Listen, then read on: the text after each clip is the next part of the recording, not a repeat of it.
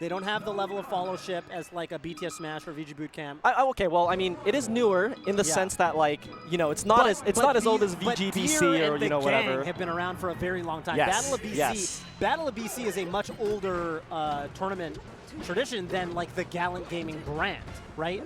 So I think it's awesome that, you know, but the level of everything, production value, venue, everything is just elevated year after year. There's going to be a boat party for the attendees on Sunday night. I'm excited for that. Stream won't be able to really participate in that, but you know, I'm sure Hungrybox or someone is going to live stream it. I'm sure they'll live stream it. Hey, you can join us there. Yeah, I guess. What I love about Battle of BC, honestly, is that, like, I feel like Deer puts a lot of effort in like all the surrounding like fun type of events. Like we got like Millionaire, we have like a bunch of those type of things. Well, I think that for Deer, I think he really elevated that stuff over the pandemic. Yes. With, like a lot of the Galint Melee Open, you know, series, like these tournaments when there was nothing else, right? It was all online because obviously there was COVID. Deer was really one of the, I would say, one of the goats of that period. Really one of the, I mean, it was like, I'm thinking like SCL, you know, obviously shout out to BTS and RIP, really holding it down, making it happen. But Deer was also definitely on that forefront, which was really awesome. So I've always been a huge fan of this tournament series. This and Gommel, not officially sister series, but both Canadian tournaments, both extremely fun. Now both have boat parties. Right.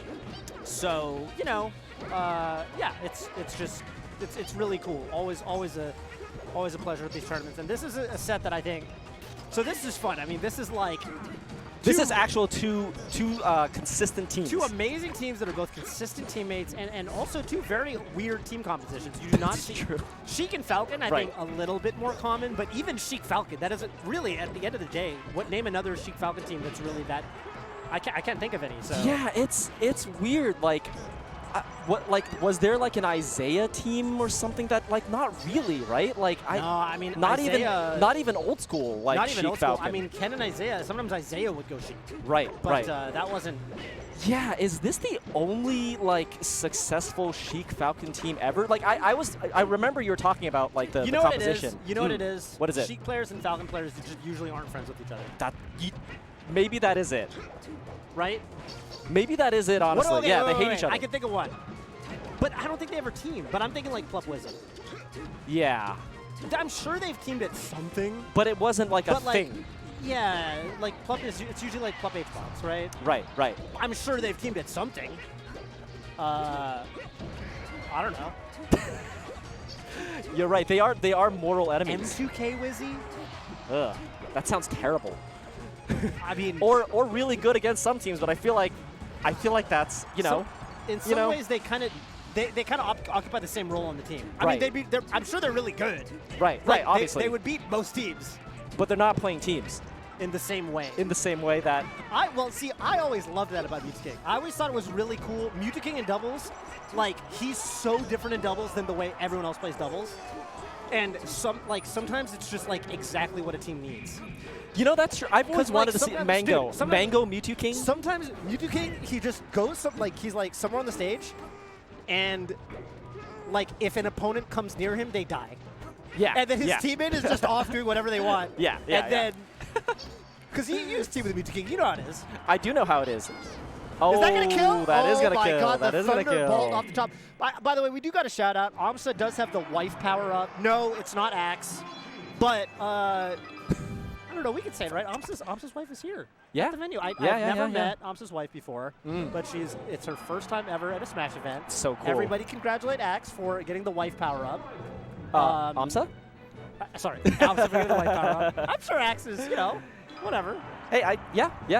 We'll get there. But yeah, sorry. We'll congratulate aMSa and Axe for getting the wife power up via aMSa, who is powered up. So there you go. Hey, joy is shared. Yeah. Right? We're all support. Yeah. We're all friends at the Especially in end of the day teams. Especially in teams. One partnership will power up the other partnership and vice versa. Exactly. You know, I'm sure that aMSa's great brotherhood with Axe, also helps aMSa's relationship with his wife. You know, like, he's happier, happy partner, happy wife. That's what they say. Yeah, happy team's partner, happy wife. Yep. Yeah. Yeah, that's what they say. I mean, when you think about the great teams of all time, I mean, husband and wife. That's true. Right? That's true. And, I mean... Great team. Great team. The Newlyweds. Was there really no other, like, I swear... Gotta be M2K Wizzy. There was no old school Sheik Falcon? Okay, yeah, I don't know. But I don't know if... Have they teamed? M2K teamed with Plump a lot. Wait, who is Wizzy teamed with? I'm honestly not sure. I just kind of feel like Wizzy's maybe not the biggest teams guy, and I could just entirely be wrong, but that's just like how I feel right now. Are there any legendary Wizzy doubles tournament runs? Because I can name like 20 tournaments that M2K's won in doubles. I can name like 20 tournaments Plump won in doubles. But I don't know if Wizzy enters teams like that. Does he? Ooh. I don't know. Crudo? Someone said Crudo. Crudo, I think Crudo teams with Panda these days. Yeah, but that's just Sheik Fox. Yeah, well, that team is really good. But Fox makes any team good. Right. You know? Right. Fox is just like that, like in doubles, I mean, Fox is just that lab partner that just gets everything done. Mm-hmm. Any character can team with Fox, and it sounds like a pretty good team. Like Fox Ganon. Sure. Good team. Yeah, honestly, sure. Fox Link. Yeah. It's probably a good team. Probably. Right? Fox Ices. Probably a good team. No, I've teamed with ISIS players. It's fine. You can like hang out on the platforms a lot and like kind of play the hit and run style, and then they control the ground, and it's actually really annoying. True. For the other team. Oh yeah, Fox is fast and can kind of help Ices, right? Yeah, so. Definitely. All right. Well, I mean, honestly, the weirdest team is like Pika Yoshi. They gotta be one of the weirdest teams. But axe and aMSa, they make it work for sure. they really do make it work. This is gonna be no, it didn't kill. That's so sad. Okay, that has nothing to do with Pikachu and Yoshi though. Right. That's just Axe having a momentary blip. It's fine. A momentary blip. I love that. Happens to all of us. It's like Spacey down B. I'm gonna stop calling it a shine. Call it a momentary blip. Okay. Wow, and you know, it's funny because I thought it wouldn't matter too much, but now the game is actually really close. It is. They were up like 2 stocks. Yeah. All right, but this is, you know. Oh, no, aMSa getting blasted right now. Ooh, oh, whoa. Okay, that's what they. Oh, no. Johnny's. Johnny. So we used to call it the Johnny recovery, where you do like do an aerial and basically like he would time the ISA frames. That was amazing. Yoshi up smash, Pikachu Thunder. Strong combo there. Oh, they're having some communications right now. Oh, what is aMSa saying? I don't know. And Axe is just nodding. That looks like a healthy relationship right now. That's right. They know when to talk and when to listen. Mm-hmm. And then, okay. They're saying some stuff too. Yeah. You know, in one of the Battle BCs, we don't have that set up in this Battle of BC, but I think it was Battle BC 2 or 3, they had the, I thought it was really cool and honestly quite funny because they had the, they had a mic in front of the teams for between games. You could hear what they were saying to each other. And I thought that one was really funny because Chudat and Prince Abu, I think, were teaming. No, but also it happened, the one I was at was Battle BC. And I just remember, like, Chu was in teams, and Chu's logic for, like, he was saying funny things between games. See, you mentioned that earlier, but you didn't give the examples. Can we? I don't remember what he. I don't know what he said, but he was like. But it's Chudat. It's Chudat. Well, he was saying like, I don't know. I mean, you could probably go back and find the VODs. It's probably on YouTube somewhere. But I just remember he was saying, you know, it was like platitudes. It was like, you know, I think we need to do, like, if we just, we gotta take their stocks. You know, he said like stuff like that. It was like, and I was like, yeah, that makes sense. That makes sense. Oh, it's like we need to die less. Yeah. Well, I mean, but that's Melee, right? Don't get hit. Yeah. Since the dawn of time. I know. Sometimes the simple logic is the best so logic. Insane. You know what? It's like people back then, like, oh, not getting hit did not occur to people. Which is kind of true. Dude. A lot of people honestly, like, genuinely didn't really think about, like, playing the defensive game or, like, just avoiding getting hit, obviously. Sometimes the simplest advice is the best advice. So I have I have an anecdote about this. You know DJ Combo, old school Marth main. Oh, yeah. Tori? Tori. Used to go by Tori, then was known as DJ Combo. Yeah. Seattle player. Was in the same crew as Silent Wolf and Bladewise.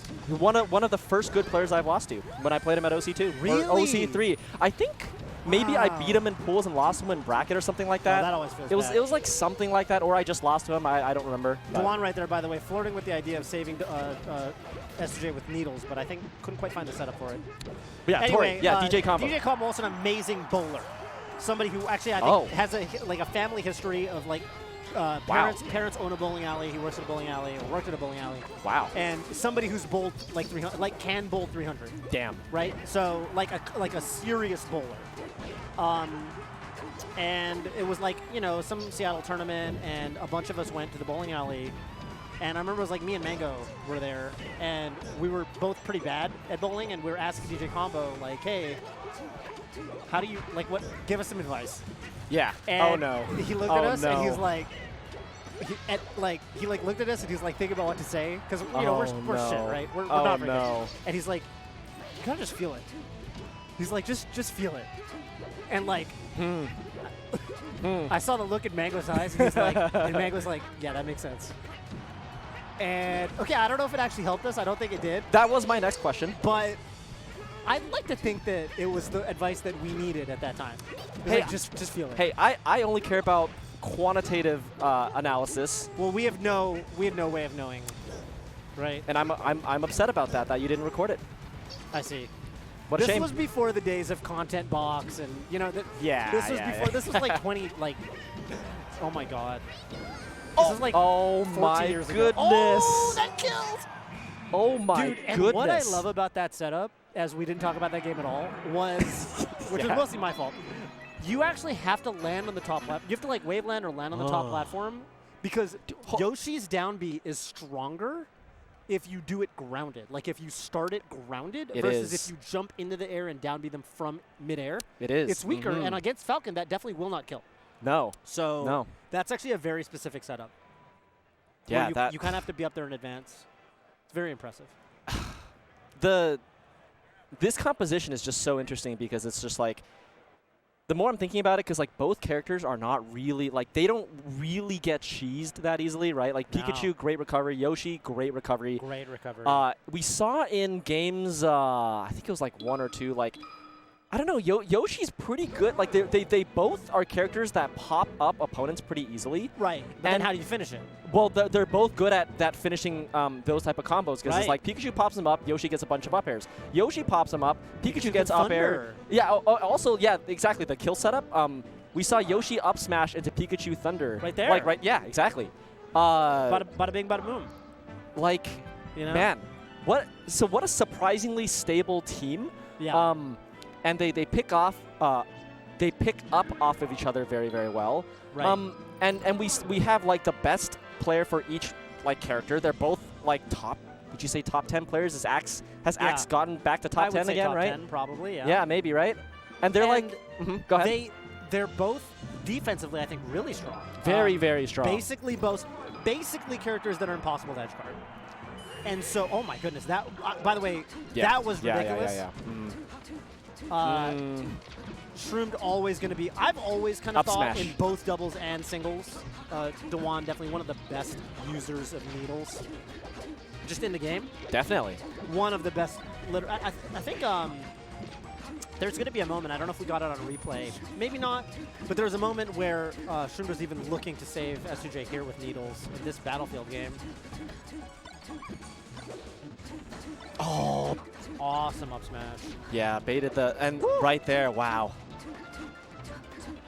Really, really incredible stuff. You know, it's no wonder that Axe and aMSa are, you know, I would say they're probably the #3 team. Behind HBox. Yeah.